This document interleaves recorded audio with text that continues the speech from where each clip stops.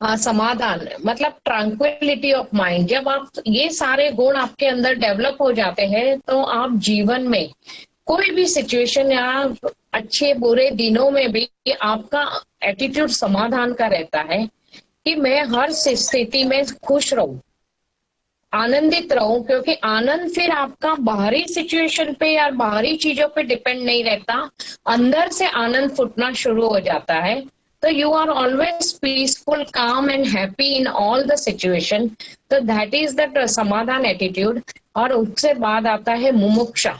मुमुक्ष यानी कि जिज्ञासु, जो मोक्ष के लिए इतना जिज्ञासु है और इतना उसके अंदर फायर है कि वो हर पल आध्यात्मिक साधना के प्रति सिंसियरली लगा रहता है। मैंने पहले ही कहा था, आध्यात्मिक साधना कोई टाइम पास एक्टिविटी नहीं है। हमेशा इस अगर हर व्यक्ति साधक जब हर पल उसके लिए जागरूकता से प्रयत्न करता है तब जाके वो मोक्ष मार्गी बनता है। अक्सर लोग क्या करते हैं, थोड़ा बहुत टाइम मिला तो आध्यात्मिक बुक्स पढ़ ली, थोड़ी सीरियल देख ली और वो सेटिस्फाई हो जाते हैं कि we are on the right way, but they reach to some extent they can never join, or they can never progress on spiritual path. So this is last मुमुक्षु quality। उसके बाद क्वालिटी आती है जब गुरु और शिष्य का मिलन होता है। जब ये सब क्वालिटी साधक में आ जाती है तो कुदरत उसको सच्चे गुरु से, आत्मा गुरु से मिलन कराती है। तो गुरु और शिष्य का बेस, जो रिलेशनशिप का बेस है, वो faith in the Guru. Faith इतना स्ट्रॉन्ग फोर्स है कि फेथ के बिना गुरु शिष्य रिलेशनशिप एस्टैब्लिश ही नहीं हो सकता। It is the basic quality of the Guru disciple relationship. जैसे माँ बच्चे को जन्म देती है तो माँ के अंदर एक सर्विट्यूड आ जाता है कि ही इज माई चाइल्ड, और उसके अंदर वो प्रेम पैदा होता है और वो थान में दूध आ जाता है। ठीक उसी तरह जब गुरु शिष्य का मिलन होता है तो कभी कभी शिष्य के अंदर एकदम सडन फेथ जागृत होता है। जैसे मेरा और गुरुजी का मिलन हुआ, एक झटके में स्ट्रॉन्ग फेथ जागृत हुई। किंतु नरेंद्र और विवेकानंद की स्टोरी, मतलब विवेकानंद की स्टोरी देखो तो वो एक झटके में फेथ जागृत नहीं हुआ था। परमहंस योगानंद जी लाइफ में उनको बचपन से ग्लिम्सिस आते थे, कोई दाढ़ी वाले सन्यासी उनको दिखते थे, और जब वो अपने गुरु को मिले, और उनकी पहले मिलन की घटना भी बहुत रोचक है। वो एक गुरु, उनको जो ग्लिम्सिस बचपन से आते थे वो उनकी खोज में निकले कि ये कौन है दाढ़ी वाला जो व्यक्ति मुझे बार बार बचपन से ड्रीम में दिखाई दे रहा है, ये व्यक्ति है कौन। तो वो उनको ढूंढने के लिए अलग अलग आश्रमों में घूमे। एक बार वो कलकत्ता के एक आश्रम में कुछ महीनों से रह रहे थे और साधना कर रहे थे। अचानक सुबह उनको बहुत बेचैनी हुई और उन्होंने डिसाइड किया कि सब्जी खरीदने का काम दूसरे का था, फिर भी वो बोले आज मैं तेरे साथ मार्केट चलता हूँ। वो मार्केट जाने लगे। उन्होंने बायोग्राफी में ये इंसिडेंट लिखा है। वो मार्केट में उसके साथ गए, एक बीच में बाइलेन आती थी, वो बाइलेन की और जैसे मुड़े तो उनके पांव एकदम लाइट हो जाते थे और वो चलना शुरू करते थे। और वो बाइलेन को ओवरलुक करके, क्योंकि उनको जाना था मार्केट, सीधे रास्ते पे थी, वो जैसे मुड़े और सीधे रास्ते की ओर जाए तो पांव एकदम जड़ हो जाते थे। 2-3 बार ऐसा हुआ तो उनको सरप्राइज हुआ। उन्होंने अपने साथी को बोला कि तू इधर ही रुक। तो वो बोला कि मार्केट तो सीधे रास्ते पे है। तो बोले मुझे पहले ये बाइलेन में जाना है, I want to see what is happening.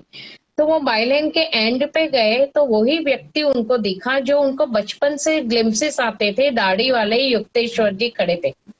तो जैसे उनको देखा तुरंत ही उनके आंख में आंसू आ गए कि यही मेरे गुरु है, और उन्होंने उनके चरण पकड़ लिए।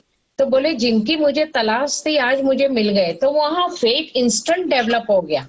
तो फिर युक्तेश्वर जी ने उनको बोला कि बेटा अभी तुझे कलकत्ता वापस जाना है और तेरा एजुकेशन पूर्ण करना है। तो वो बोले मुझे नहीं करना है एजुकेशन, मुझे तो अध्यात्म में ही जाना है। तो युक्तेश्वर जी ने बोला कि अगर तूने आज मेरी बात नहीं मानी तो आज मैं तुझे इजीली मिला हूं और मैं तुझे आज शिष्य के रूप में स्वीकारने को तैयार हूं, किंतु अगर तूने आज मेरी बात नहीं मानी तो फिर तुझे मेहनत करनी पड़ेगी मुझे गुरु बनाने के लिए।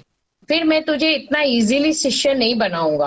तो आखिर में उन्होंने हाथ जोड़ दिए, वो कल घर वापस गए और उन्होंने यूनिवर्सिटी ज्वाइन की पढ़ाई करने के लिए। अगर आप विवेकानंद की स्टोरी देखो तो विवेकानंद को जब रामकृष्ण मिले, नरेंद्र को, और रामकृष्ण ने उनको पहली बार प्रणाम किया क्योंकि वो जान गए थे कि विष्णु का अवतार है, तो विवेकानंद जी चकित हो गए कि नरेंद्र चकित हो गया कि जिनको मैं गुरु बनाने आया वो तो खुद ही मेरे को झुक रहे हैं, ये मेरे गुरु कैसे हो सकते हैं। तो उनको बहुत टाइम लगा उनको सच्चे मन से गुरु स्थापित करने के लिए, because he was spiritually inclined. At the same time उनका इंटेलेक्ट भी इतना पावरफुल था कि वो जल्दी सरेंडर नहीं हो पा रहे थे। किंतु फिर अलग अलग घटनाएं उनके जीवन में घटी और finally he surrender wholeheartedly to his guru. तो faith is the basic characteristic of guru disciple relationship. कभी कभी व्यक्ति गुरु के पास पहुंचता है तो वो ग्रॉस अपेक्षाएं लेके पहुंचता है कि मुझे लंबे अरसे से ये बीमारी चल रही है, वो ठीक हो जाए, मेरा बिजनेस अच्छा चल जाए, मुझे पैसे खूब आ जाए। जब उसकी ये कोई भी एक इच्छा अधूरी रहती है तो उसका विश्वास डिग जाता है, तो गुरु डिसाइपल रिलेशनशिप उधर ही खत्म हो जाती है। क्योंकि गुरु तो आत्मा का है, वो इंटरनल डेवलपमेंट के लिए है। आपके सिर्फ वो कभी नेचुरली वो आपको शुरू में हेल्प करते हैं कि आपकी समस्याओं सुलझाने में, गाइड करने में वो हेल्प करते हैं, पर उनका लक्ष्य आपको इंटरनल डेवलपमेंट में सहायभूत होना है। एक मैं गुरुजी के साथ मैं बहुत करीब रही, तो एक दिन मैंने उनको प्रश्न पूछा था, जो गुरु लाइन के हैं वो समझ पाएंगे। मैंने प्रश्न पूछा था कि जो बड़े गुरुवार को इतनी लाइन लगती है उनका काम फटाफट हो जाता है और हम आपके इतने करीब है, तो हम लोग तो काफी स्ट्रगल कर रहे हैं। तो वो हंसे मुस्कुराए कि इनका इन लोगों का हिसाब तो मैं चौथे पांचवें जन्म में देखूंगा, अभी थोड़ा टाइम है, तुम लोग का फाइनल है तो क्यों ना मैं इसी जन्म में फाइनल कर दूं। तो जैसे मैंने बताया था, श्रीमती एनी बिसेंट ने पाथ ऑफ डिसाइपलशिप में लिखा है कि जब गुरु डिसाइड्स कि ये डिसाइपल का फाइनल बर्थ है, तो लाइफ उसकी काफी मिजरेबल भी हो सकती है, किंतु गुरु साथ रहता है तो वो मिजरी भी उसको इतनी कठिन नहीं लगती, मिजरेबल लाइफ उसको इतनी कठिन नहीं लगती और वो स्मूथली आगे चल सकता है। तो faith in the guru is the basic quality which is one should have strong faith in the guru कि whatever my guru is doing for my well being only। जब ये faith डेवलप हो जाती है तब आप सच्चे मन से डिसाइपलशिप पे चल सकते हो।